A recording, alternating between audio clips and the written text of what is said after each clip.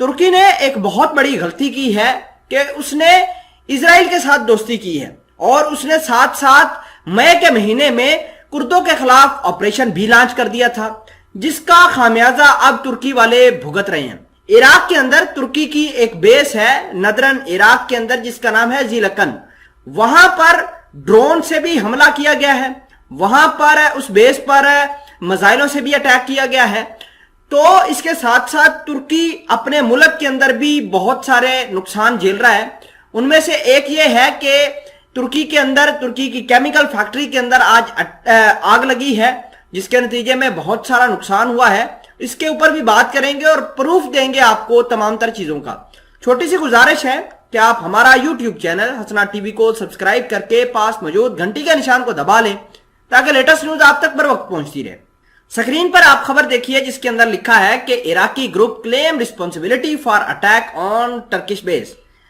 जैसे कि मैंने पहले बताया कि ये जो बेस है इसका नाम है ज़िलकन।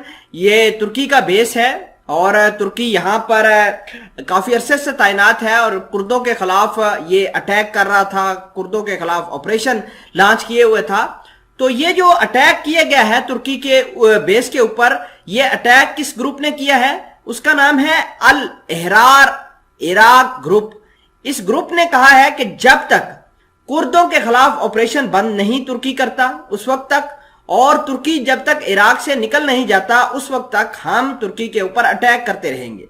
नाज़रीन इकरामी, आपको यह भी बता दें कि ये अटैक कोई पहला अटैक नहीं है, इससे पहले भी अटैक होते रहे हैं।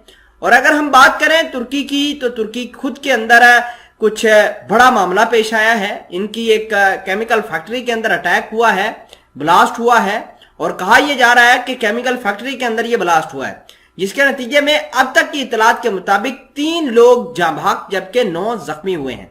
यह खबर ऐसे वक्त में निकलकर सामने आ रही है जब तुर्की खुद कह रहा है कि हमारे मुल्क के अंदर ईरान के जंगजू मौजूद हैं जो कि इजरायलियों को कत्ल करने के लिए आए हैं।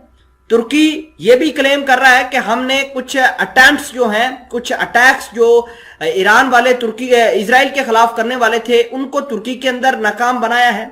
और इजराइल भी ये चाह रहा है कि तुर्की उसका साथ दे और इजराइल के शहरी जो तुर्की के अंदर मौजूद है उनका बचाव हो सके।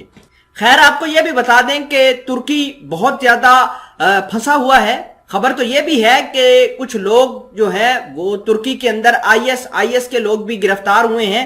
ये भी ईरान से लिंक था इनका, इराक के अंदर जंगजू ग्रुप थे उनके साथ इनका लिंक था। तो तुर्की ने कुछ लोगों को गिरफ्तार किया है इस्तांबुल के अंदर।